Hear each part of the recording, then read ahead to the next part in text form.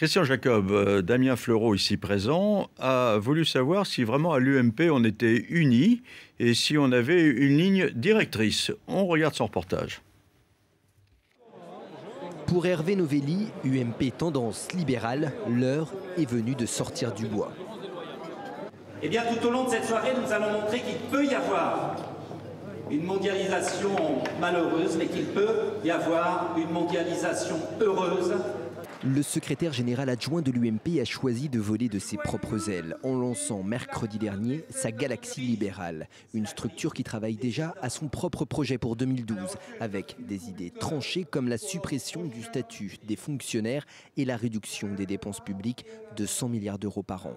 Le même jour, une autre sensibilité de la majorité présidentielle, les humanistes avançaient des solutions sur l'emploi, bien loin des théories du libre-échange défendues par Hervé Novelli. Il est normal que les différents parlementaires de l'UMP puissent faire chacun avoir des propositions qui peuvent quelquefois différer. Mais nous sommes dans l'unité. Quand nous faisons des propositions, nous ne sommes pas divisés. Le courant de Marc Laffineur et de Jean Leonetti, qui se veut modéré, a pourtant comme vocation de faire contrepoids à un autre club de l'UMP très bien organisé et fort de 40 parlementaires, la droite populaire qui annonce clairement sa ligne politique.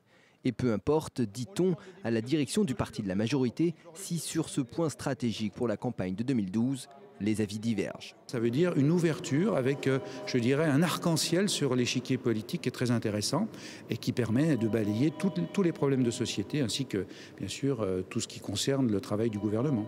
Mais certains utilisent ouvertement leur courant pour s'adresser à une catégorie d'électeurs, quand d'autres se marchent visiblement sur les pieds.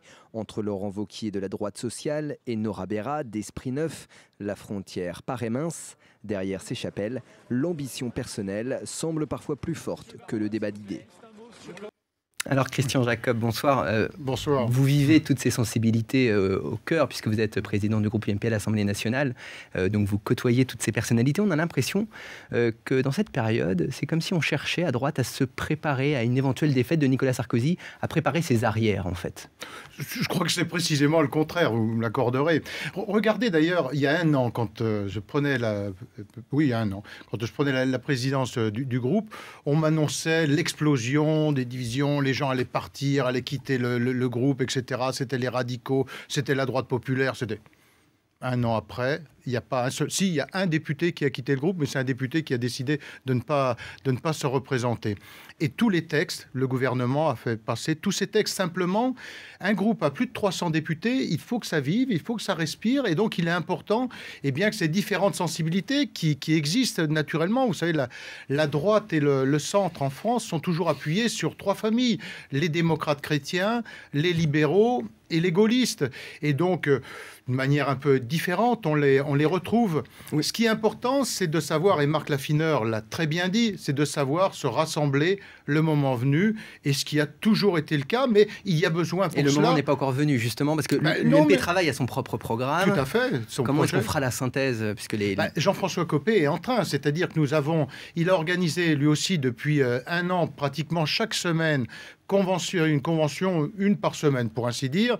Et là, il est sur les 3 grandes conventions de rassemblement, c'est-à-dire que l'étau est en train de se resserrer sur toutes les propositions qui sont arrivées des différentes sensibilités pour préparer le projet. Mais on a besoin de ça. Comment on établit un projet en politique si ce n'est en confrontant ces idées et sans, je dirais... Quand même, Christian Jacob. Moi, j'ai vu une interview de Jean-François Copé de l'Observateur qui était une interview contestée, mais enfin, les propos ont été tenus. Damien parlera tout à l'heure de ce que Jean-François Copé disait sur François Fillon, mais Jean-François Copé disait, moi, si je passais mon temps à intervenir à chaque fois que quelqu'un dans ma famille dit le contraire de ce qu'a dit l'autre, je n'aurais que ça à faire. Oui, mais ce qui ça veut dire quand même, c'est considérable quand même. Non. Ça veut dire tout simplement qu'il faut être rassemblé. Ce que nous avons été sur tous les textes. Je vous mets au défi de trouver un texte qui n'a pas présenté par le gouvernement ou d'initiative du groupe UMP qui n'a pas été voté. Nous sommes toujours retrouvés. Vous savez, ce qui nous sépare aujourd'hui, j'ai envie de dire, c'est on n'a pas de sujet de fond d'opposition violente comme les socialistes peuvent l'avoir. On n'a pas de querelle de personne. Alors, justement, pour en parler, entre Jean-François Copé et François Fillon... On a des différences de tempérament, mais on n'est pas dans des querelles de personne. On est plus que ça. C'est presque une guerre entre François... Non, ça c'est ce qui... Je comprends que les journalistes cherchent ou veuillent s'en amuser simplement. Sur le fond, aujourd'hui, le gouvernement, le parti, la majorité, les trois sont rassemblés sur un objectif commun qui est celui de 2012 et du rendez-vous de 2012. Et entre Jean-François Copé et François Fillon, il n'y a aucune guerre de quelque nature que ce soit. Il y a des responsabilités différentes. Celle d'un chef de gouvernement est complètement différente de celle de chef de parti. Ensuite, vous avez des gens qui ont des tempéraments différents. Soit. Mais comment peut-on être véritablement engagé dans la victoire pour 2012 quand on affiche ses ambitions pour 2017 ou pour même 2014 2017 pour Jean-François Copé, 2014 pour le Premier ministre, voire même plus? Écoutez, l'un comme l'autre sont complètement mobilisés sur 2012. Pour ce qui est de Jean-François Copé sur 2017, il l'a dit une fois il y a 3 ans ou il y a 4 ans.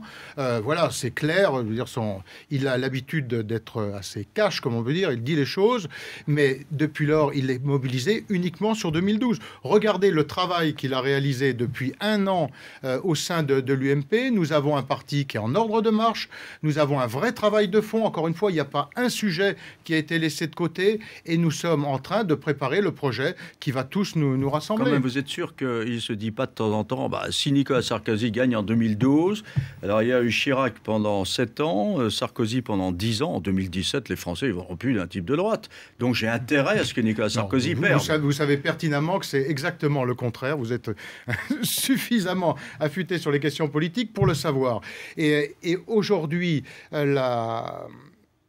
tout l'engagement qui est celui du mouvement, qui est celui de la majorité, est justement de préparer 2012 pour une raison. Et votre raisonnement, dans l'hypothèse où vous y croyez vous-même, mais je crois que vous n'y croyez pas, ne peut pas tenir pour la raison suivante, c'est que le choix des Français ne se fait plus dans le cadre de cette alternance. Pour ce qui est du président de la République, droite ou gauche, la question qu'il se pose, c'est de savoir qui est le mieux placé pour défendre et représenter mes intérêts. Et c'est comme cela, c'est à cette question que répondront les Français. Et la remontée de Nicolas Sarkozy aujourd'hui dans les sondages, si tant est qu'elles tiennent, puisque les sondages sont une photographie à un moment donné, donc il ne faut pas y attacher plus d'importance lorsqu'ils sont bons que lorsqu'ils sont moins bons. Mais ce que l'on peut constater aujourd'hui, c'est justement cette capacité à barrer par période de gros temps, à l'inverse de ce que fait M. Hollande. Sur la majorité présidentielle, Hervé Morin qui annonce a priori sa candidature pour 2012 dans quelques jours, le 27 novembre. Christine Boutin, elle est déjà engagée. Quid de Dominique de Villepin? Est-ce que les négociations qui ont lieu actuellement au plus haut niveau vont permettre de le faire revenir à l'UMP? Je ne sais pas s'il y a des négociations. Moi, ce que j'ai toujours dit, c'est que chaque fois qu'on est unis, on gagne. Et donc, j'invite tout le monde à être unis, à être rassemblés autour de la candidature de Nicolas Sarkozy. On n'est pas sur des opérations de témoignage et des candidatures de témoignage. Tout cela n'a pas beaucoup d'intérêt. Mais vous participez à ce rapprochement? On a beaucoup plus. Moi, j'ai toujours dit à Dominique de Villepin que sa place était à l'UMP et qu'on avait besoin de personnalités avec le talent qu'est le sien au sein de l'UMP, mais qu'en dehors, ça n'était absolument pas utile à notre majorité. Et les candidatures extérieures nous affaiblissent. Donc l'intérêt pour tous, et ça vaut d'ailleurs pour M. Morin et pour d'autres, ce sont des candidatures qui risquent plus de nous affaiblir que de nous renforcer. Donc l'objectif aujourd'hui, c'est d'être unis et rassemblés, et je ne doute pas qu'à l'arrivée en histoire. D'ailleurs, regardez aujourd'hui, on pourrait là aussi comparer. Il y a, sur les candidatures de gauche, on est à combien? Aujourd'hui, on doit être à 6 candidats de gauche officiellement annoncés. Plus peut-être d'autres dans les jours qui viennent. Vous avez été son ministre, hein, donc vous avez de bons liens avec lui, de bons rapports. J'ai beaucoup apprécié cette période. Vous êtes plutôt chiracien d'origine, donc voilà. Qu'est-ce qui pourrait faire qu'il se retrouve vraiment avec Nicolas Sarkozy? Écoutez, tout simplement, le sens de l'intérêt général. Et le sens de l'intérêt général, c'est surtout le spectacle que nous donne la gauche aujourd'hui, c'est de faire gagner notre camp.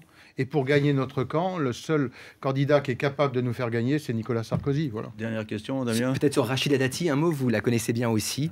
Ah oui, vous en dites beaucoup de bien dans votre livre. Hein. Comment éviter ces divisions, notamment à droite, sur Paris? En respectant tout le monde. C'est compliqué. Ils sont deux à vouloir aller au même endroit. Le Premier ministre et Rachida Dati.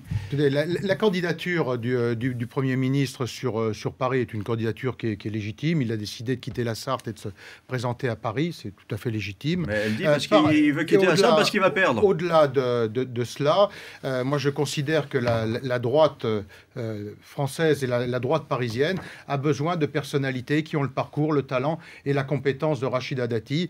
Et je pense qu'elle doit trouver sa place. Et on ne pourrait pas imaginer d'avoir une candidature des candidats aux législatives sur Paris où il n'y ait pas de femmes qui soient candidates sur les circonscriptions qui sont tenues par la droite. Alors qu'en 2007, il y en avait deux. François Fillon, vous l'envoyez où, dans le 18e? Non, François Fillon a toute sa légitimité. Écoutez, on ne va pas le régler là en direct, mais je pense qu'il y a les moyens de trouver un accord. Et bien évidemment qu'aujourd'hui, le Premier ministre, lorsqu'il décide de se présenter à Paris, ça n'est contestable par personne et surtout pas par moi.